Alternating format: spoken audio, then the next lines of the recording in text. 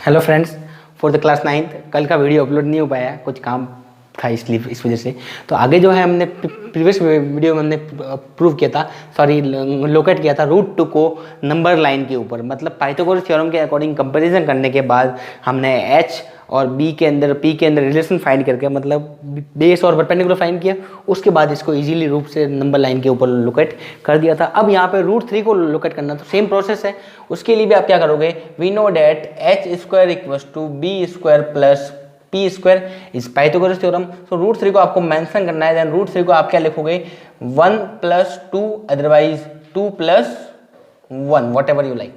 Okay, afterwards then if you make 2 square plus 1 square, अगर वहां पे 1 1 के ऊपर स्क्वायर किया था, अगर यहाँ पे इन दोनों के ऊपर स्क्वायर कर दिया, then 2 square it means 4 and 1 square, then 1 क्या हो जाएगा, रूट 5। बट आपको लोकेट यहाँ पे क्या दिया हुआ है, रूट 3।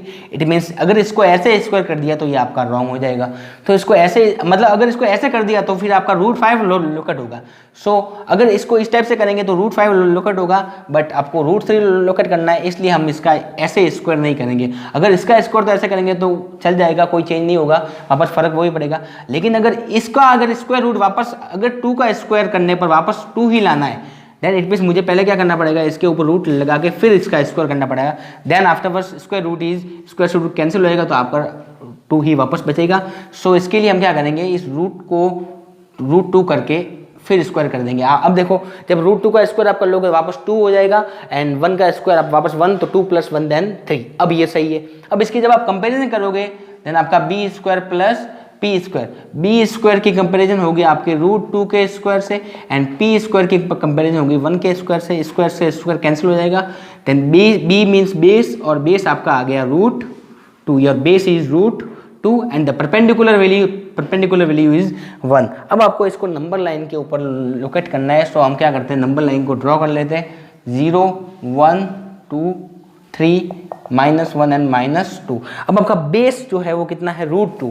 अब रूट 2 यहाँ पे 0 से 1 है, 1 से 2, 2 से 3 लिख, बट बेस के लिए रूट 2 यहाँ पे आपके पास है ही नहीं। इसका मतलब ये होगा पहले आपको रूट 2 को लोकेट करना पड़ेगा, फिर आपका बेस जो है रूट 2 बन जाएगा, उसके बाद उसके ऊपर परपेंडिकुलर 1 लेकर आपको इस रूट 3 को करना पड़ेगा। तो इसके लिए आप एक बात याद रखिए कि जब भी रूट 3 को रिप्रेजेंट करना है, मतलब आपको पहले रूट 2 को रिप्रेजेंट करना होगा, उसके बाद रूट 2 होगा। रूट 2 तो आपको करना आता है, कैसे करते हैं, 1 सेंटीमीटर की लाइन ड्रॉ कर ली अपने स्केल से, 1 सेंटीमीटर का परपेंडिकुलर ड्रॉ कर लिया होगा, फिर जब इनिशियल पॉइंट और लास्ट पॉइंट को ज्वाइन कर दोगे तो ये आपका बन जाएगा रूट 2। एनी डाउट, ये अपन ने प्रीवियस क्लास में किया था। अब आपका बेस जो है कितना है, रूट 2, तो आपका बेस आपके पास आपको मिल गया कितना, रूट 2।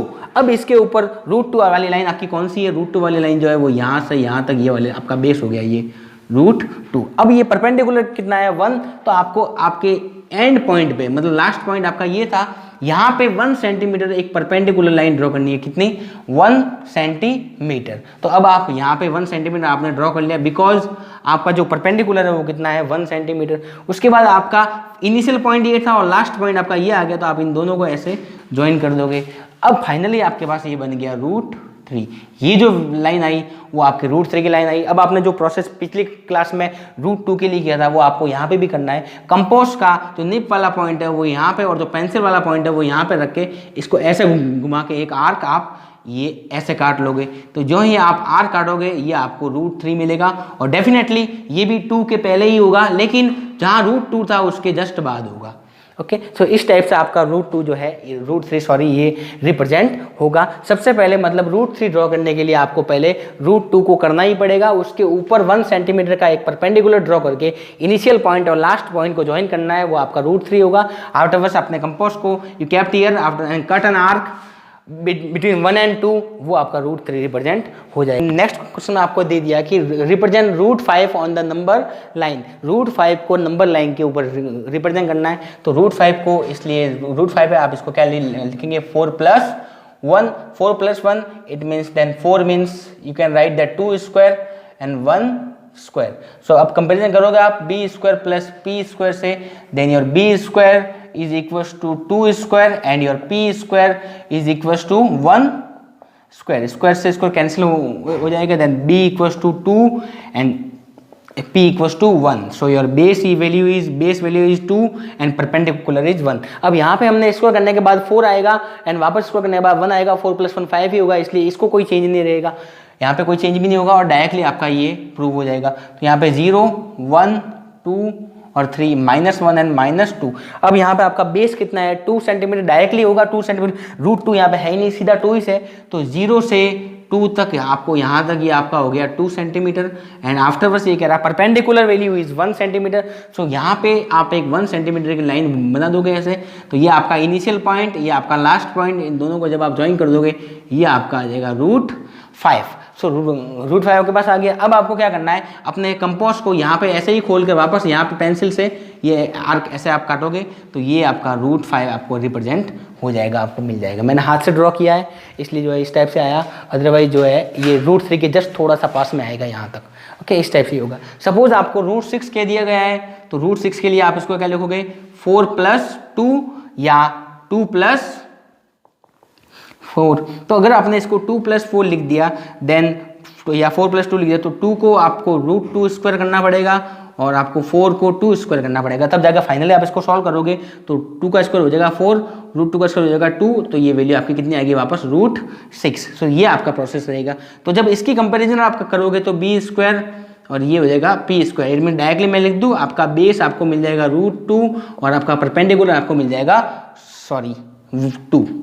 इसके लिए मतलब आपको अगर √6 को रिप्रेजेंट करना है सो पहले आपको क्या करना है, जहाँ पे भी √2 मिलेगा सब जगह बेस आपको, जहाँ पे भी बेस में आपको √2 मिलेगा वहाँ पे आपको √2 को पहले रिप्रेजेंट करना पड़ेगा। और कहीं पे भी बेस में √3 में मिल सकता है तो वहाँ पे आपको √2 करके फिर √3 करके फिर आगे करना पड़ेगा। तो पहले आपका ये लाइन हो गई 0 1 2 -1 और -2। अब आपका बेस कितना है √2, तो √2 के लिए पहले हम 1 और 1 और फिर अब आपको ये बेस मिल गया कितना √2। अब आपका इनिशियल पॉइंट तो ये था और आपका लास्ट पॉइंट ये है। अब परपेंडिकुलर वैल्यू आपकी 2 है, सो यहाँ पे आप स्केल से 2 सेंटीमीटर की लाइन एकदम स्ट्रेट बना दोगे ऐसे, ये 2 सेंटीमीटर लाइन आ जाएगी, ये आपका लास्ट पॉइंट हो गया। अब लास्ट पॉइंट को इनिशियल पॉइंट से आप जब ज्वाइन कर लोगे तो ये आपका आ जाएगा √6 और कंपास को वही यहाँ पे रख के काटोगे तो ये 2 से थोड़ा सा पार चला जाएगा और ये आपकी √6 की वैल्यू हो जाएगी। सपोज आपको √7 को रिप्रेजेंट करना है, थोड़ा सा इसके लिए याद रखना कि √7 के लिए आपको √2 को भी करना पड़ेगा और √3 को भी करना पड़ेगा, उसके बाद ये होगा। इट मीन्स √7 को आप लिखोगे 3 +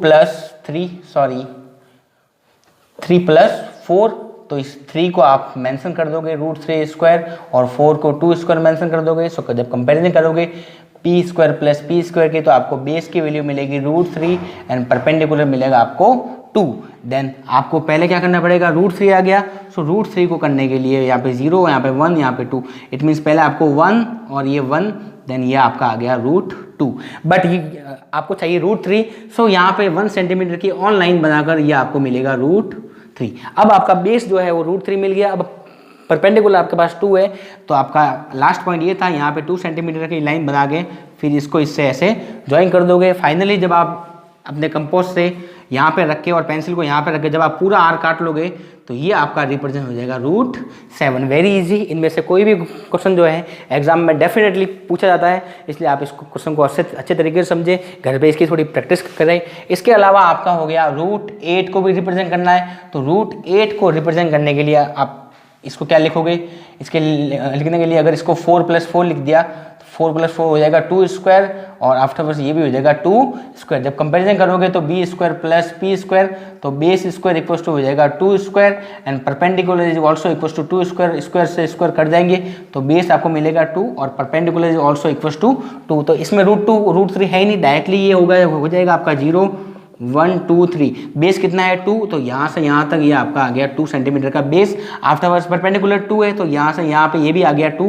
ये लास्ट पॉइंट हो गया, इनिशियल पॉइंट हो गया। यहाँ से कंपास को रख के जब आप आर काट दोगे तो वो आपको √8 वैल्यू मिल जाएगी। ओके, जब जस्ट इस थोड़ी सी पहले होगी इसके, यहाँ पे 3, यहाँ पे हो जाएगा आपका √8। सपोज √9, तो √9 का मतलब 3 होता है, वो डायरेक्टली वो हो जाएगा। तो आपको ऐसे √10 √11 √13 इनकी प्रैक्टिस करनी है और जो भी नई आपसे ड्रॉ होता है उसको कमेंट बॉक्स में डालिए, फिर मैं कल इसका प्रूव सॉरी डायग्राम जो है वो ड्रॉ कर दूंगा। इसके आगे जो एक्सरसाइज है अगले वीडियो में अपन करेंगे। आज के लिए इतना ही।